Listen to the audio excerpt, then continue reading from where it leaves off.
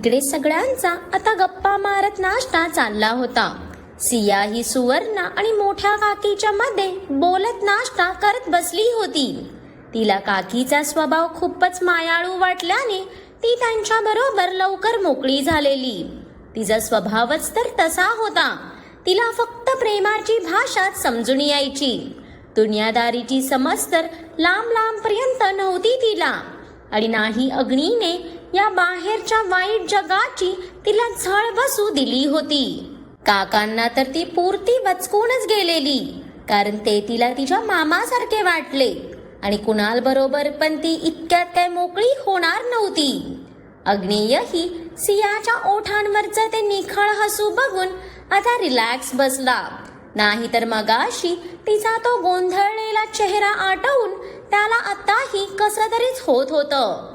अनोळखी माणसांसोबत कम्फर्टेबल व्हायला तिला टाइम लागतो हे जाणून असल्याने तो तिला तिचा पूर्ण टाइम देत होता. भलेही तो अजूनही तिच्याशी बोलत नव्हता, पण त्याचं तिच्याकडे अगदी बारीक लक्ष होतं. बाकी आरव, कुणाल आणि नित्याचाही गप्पांचा फळ चांगलाच रंगला होता. बिचारा कुणाल तर आरव आणि नित्याच्या युद्धात नाहक अडकला गेलेला. अग्नेय त्यांच्यात फक्त ऐकायची भूमिका बजावत होता. तसही त्याचे अमूल्य एक्सप्रेशन आणि किमती बोली त्याच्या जाण्यासाठीच राखीव ठेवलेली त्याने. दादा, तू काय फक्त बघतच बसणार आहेस का? मगाशी बघितलंस ना तिच्यासाठी अग्नी कसा खांबासारखा उभा राहत होते. देविका सियाकडे बघणाऱ्या अग्नेयाकडे बघून दात चावतच हळूवार पुटपुटली, जेणेकरून तिचा आवाज फक्त तिच्या बाजूला बसलेल्या तिच्या भावाला ऐकू जाईल. देविका, तू इतकी मूर्ख कशी ग? इथे अवघ्या अर्ध्या एक तासात मला समजलं की ही बावळट मुलगी अग्नीची सर्वात मोठी कमजोरी आहे ते. तरी तुला त्याच्या वर्मावर घाव घालता आला नाही. काकांनी कसा बसा त्यांचा राग गिळत चेहऱ्यावर नॉर्मल भाव ठेवले, पण त्यांचा ऐकून इथे देविकाने मनातच डोक्यावर हात मारून घेतला. तिला तर तिच्या भावाच्या शीन बुद्धीची कीवच आली. दादा, ती भलेही त्याची कमजोरी असली तरी तिच्या सावलीपर्यंत पोहोचणंही कुणाला शक्य नाही. अग्नीची तिच्यावर खूप बारीक नजर असते आणि सध्या तर अग्नी तिला घरूनच काम करायला लावतोय, त्यामुळे ती बाहेरही कुठे जात नाही आहे. देविकाच्या बोलण्यावर काकाही काही क्षण विचारात पडले, पण पुढच्या सेकंदाला त्यांच्या ओठांवर खुनशी हसू पसरलं, जे इतक्या सहजासहजी कोणाच्याच नजरेत येणार नव्हतं. देविका, जर प्रश्न या प्रॉपर्टीचा असेल तर आता साम दाम दंड भेद कोणत्याही मार्गाचा अवलंब करण्याशिवाय पर्यायच नाही आहे. काकांचं बोलणं भलेही देविकाच्या डोक्यावरून गेलं असलं तरी त्या दोघांचीही नजर राहून राहून सियावरच जात होती. तिच्या ओठांवरचं ते हसूच तर बोचत होतं त्यांना, पण ते हे विसरले वाटतं. मांजरालाही वाटत असतं आपल्याकडे कोणीच बघत नाही आहे, पण त्याच्यावरही कोणाची तरी खूप बारीक नजर असते शेवटी. आणि शेवटी हे अग्नीयचं साम्राज्य होतं.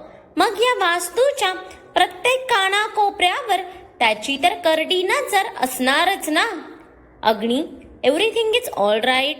अग्नीयची सियावर अडकलेली नजर बघून कुणालने हळूच त्याला भानावर आणताच यप, अग्नीयने गालात हसतच त्याची नजर हटवली. नाहीतर तो काय त्याच्या जाणाला दिवसभरही बघू शकत होता. तिला मनात साठवणं हा तर त्याचा जणू आवडता छंद होता. अरे, तुझीच बायको आहे ती, मग स्वतःच्याच बायकोला असं एकटक बघणं योग्य आहे का? कुणालाही गालात हसतच त्याची चेष्टा करत खाऊ लागला. अरे, जर ती माझी प्रिन्सेस आहे तर तिला बघण्यात योग्य अयोग्य कुठून आलं? तो तर हक्क आहे माझा. अग्नीयने बोलता बोलताच त्याचा कॉफीचा कप उचलला, पण आत्ताही त्याची नजर त्याच्या सियावरच होती. मॅडम आता चांगल्याच कम्फर्टेबल झाल्या होत्या. You are right. But yes, I must say, Agni, you are really lucky man. Sia is too much beautiful and adorable person. Kunal त्याच्या ओघात बोलतच होता की झटक्यातच अग्नीची तीक्ष्ण नजर त्याच्यावर आली. What? त्याच्या डोळ्यात आली ती लालसर छटा बघून कुणालही काहीसा गोंधळला. म्हणजे सियाकडे बघताना सौम्य असणारी त्याची मुद्रा कुणालवर येताना अगदीच कोपली होती. हा दादा नक्कीच भाईचा मार खातो वाटतं आता. काय गरज आहे याला नसत्या टिप्पण्या करायची. आरवला तर अग्नीय रागात कुणालला काही बोलू नये ह्याचंच टेन्शन आलं. कुणालदा, भाईला वहिनीला दुसऱ्या कोणी स्टेअर केलेलं कदापि आवडत नाही. त्यामुळे उगाच शांत बसलेल्या आगीला भडकवू नको. आरवने हळूच कुणालच्या कानात कुजबुजत त्याला वास्तवात आणलं. पण आरवचं ऐकून शांत बसेल तो कुणाल कसला ना. तो कदाचित या आगीचा मार खाऊनच ऐकणार होता वाटतं. ओहो, पॉझेसिव्ह लव्हर, नॉट अ बॅड यार. बघा, या माणसाच्या अंगात तरी किती ते गुण असावे तरी तो या आगीला उसळवूनच ऐकणार होता वाटतं. I am not only possessive for her, I am her सनकी lover too. Even for her I can do anything. I can cross my all limits just for her. अग्नेयचा तो गंभीर झालेला आवाज आणि चेहरा बघून कुणालाही क्षणात शांत झाला. कारण अग्नेयच्या डोळ्यातला तो जुनून बघून कुणालला पुढे काही बोलायची हिम्मतच झाली नव्हती. की असं बोलायला हरकत नाही की अग्नीने त्याची बोलतीच बंद केलेली. नाश्ता होताच आरव आणि कुणाल सोबत अग्नेयही कंपनीत जायला बाहेर पडला. हे तर आज मला ग्रीट करूनही जात नाही आहेत. ती बया तर गेली, पण जाताना यांच्यावर टोटका बिटका करून गेलीये का, जे हे सकाळपासून माझ्याशी बोलतही नाही आहेत. अग्नीला जाताना बघून सिया घाईतच त्याच्या मागे मेन डोअर जवळ आली. तसा तिच्या पैंजणांचा आवाज ऐकून पुढे चालणाऱ्या अग्नियाच्या ओठांवर गडद हसू पसरलं. आज मुद्दाम तिला ग्रीट न करता चाललेला तो, कारण त्या निमित्ताने तरी तिने बोलावं. इतकंच काय ते त्याला हवे होतं. तिची चाहूल लागताच अग्निय जागीच थांबला. कुणाल आणि आरव आपल्याच धुंदीत एकमेकांशी बोलत पुढे निघून गेले. अग्नेयने नजरेने इशारा करताच त्या कॉरिडॉर मधले सगळे गार्डही तडक मागे फिरले. तशी सिया त्याच्या मागे येऊन उभी राहिली, पण तिनेही त्याला आवाज दिला नाही. तो हट्टी होता तर ती त्याच्या वरचढ होती. त्याचा अबोला तिला कळत नसला तरी तिच्या अबोल्याचं कारण त्याला आतोनात त्रास देत होतं. अग्नेय ती आता तरी हाक मारेल या विचारात शांत थांबून होता. अजूनही त्याची तिच्याकडे पाठ होती, पण तीही काही कमी होती का? उपड्या हाताने स्वतःचे डोळे पुसत शांत उभ्या होत्या मॅडम. तो न सांगता जात होता म्हटल्यावर तिला रडू येणं तर स्वाभाविक होतं.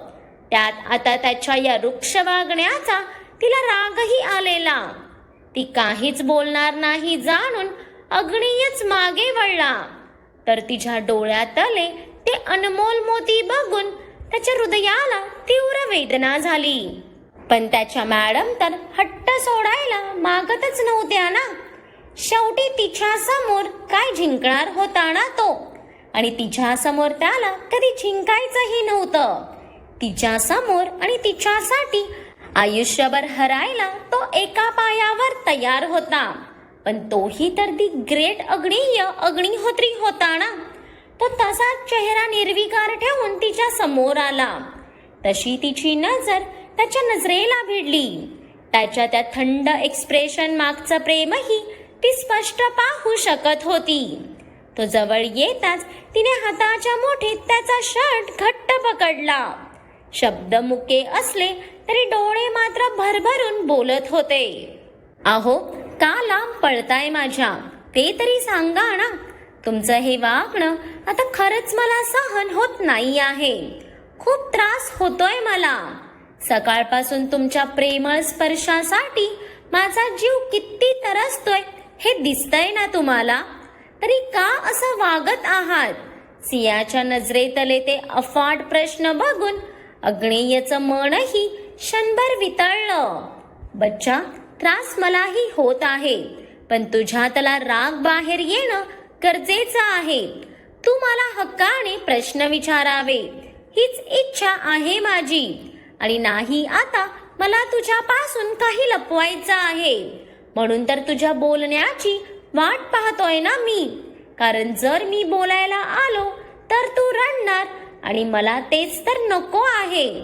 मन कितीही कमजोर पडत असलं तरी ह्यावेळी तिच्या व्यक्त होण्याची तो वाट पाहणार होता. आणि ती व्यक्त होणार हेही त्याला माहीत होतं.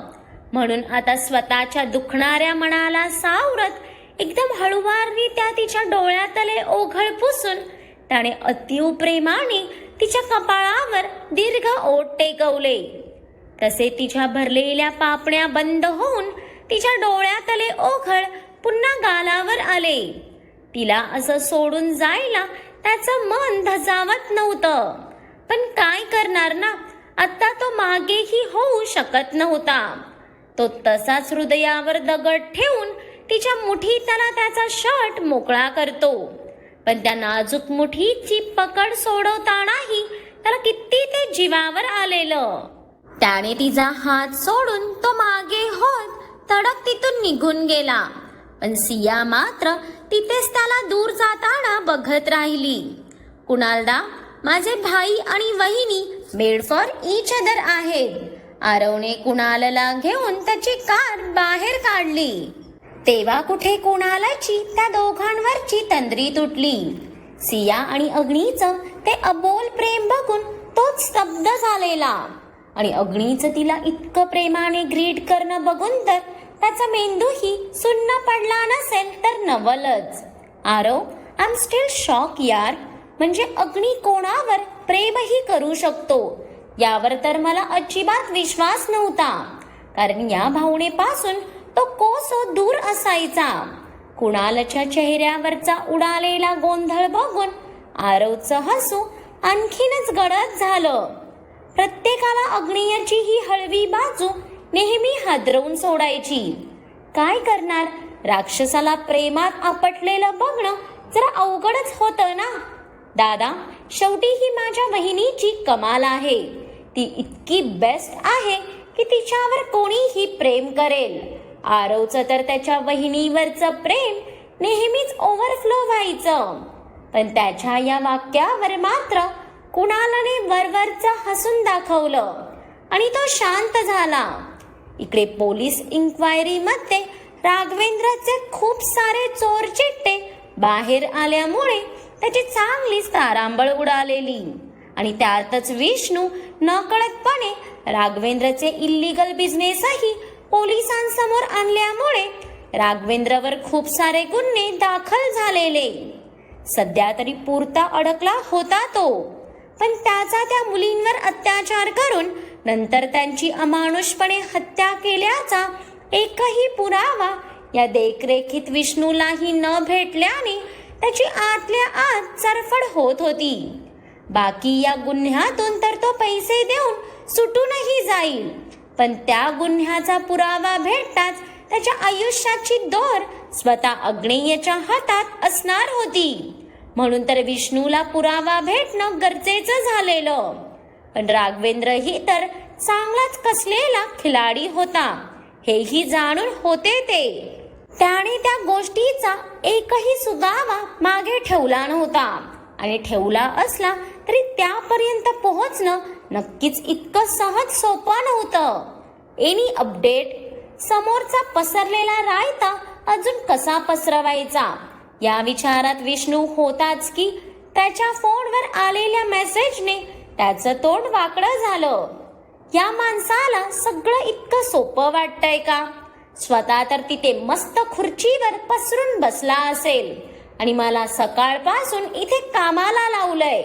पण जे महत्वाचं काम होतं तेही तर होईना ना, कारण या दीड शहाण्याने नको तिथे ह्याच्या हुशारीचं आणि पैशांचं असं काय प्रदर्शन केलंय की ह्याला अडकवणं नक्कीच इतकं सोपं नसणार.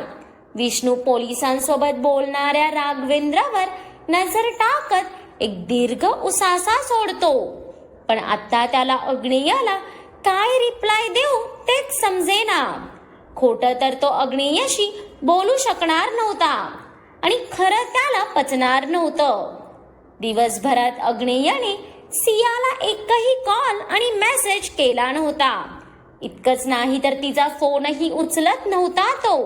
म्हणून आता तिने रडत धडत तिची कामं आवरून ती रागात खाली निघून आली. पण खालीही तोंड उकडून बसलेल्या काका आणि आत्याचं तोंड बघून ती परत फिरणार की सिया. आजोबांच्या आलेल्या आवाजाने सियाने पटकन त्या दिशेला पाहिलं तर आजोबा आजी सोबत नुकतेच त्यांच्या रूम बाहेर आले होते. हा आजोबा. आजोबांनी तिला बोलवलेलं बघून तिला किती तो अत्यानंद झाला हे तर तिच्या चेहऱ्यावर खुलून आलेल्या हास्यानेही दिसून येत होतं. सकाळी आल्यापासून आजोबाही तिच्याशी बोलले नव्हते म्हणून तिला खूप वाईट वाटत होतं.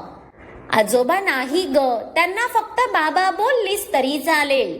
तिच्या ओठांवरचं हसू बघून आजीलाही आनंद झाला. हो चालेल, मी बाबाच बोलेन. सिया 2 पावलं पुढे आली. इतकी वर्ष एकटी राहिलेल्या त्या जीवाला आता कुटुंबाची छत्रछाया भेटल्याने ती किती खुश झालेली.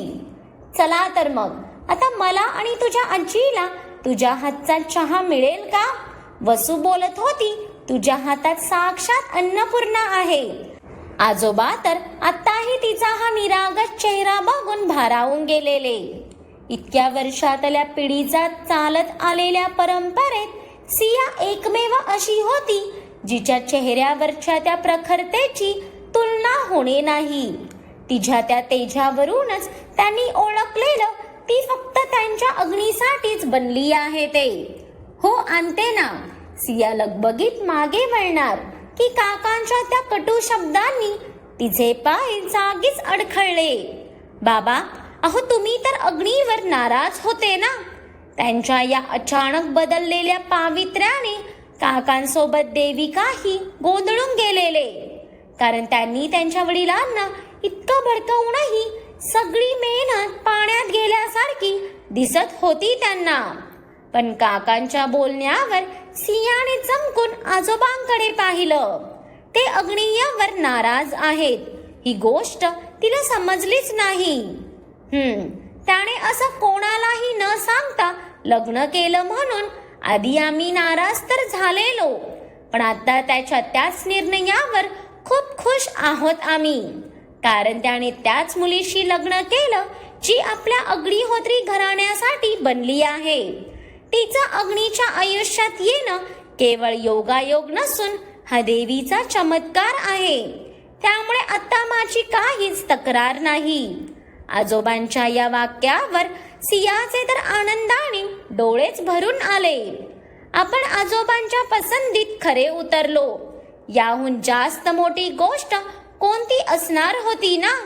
बाबा, अहो पण या मुलीची तर आपल्या कुटुंबाशी काही बरोबरी तरी आहे का?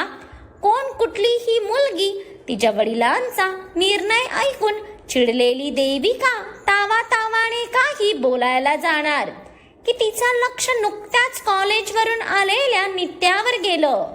तसे तिचे पुढचे शब्द घशातच विरले.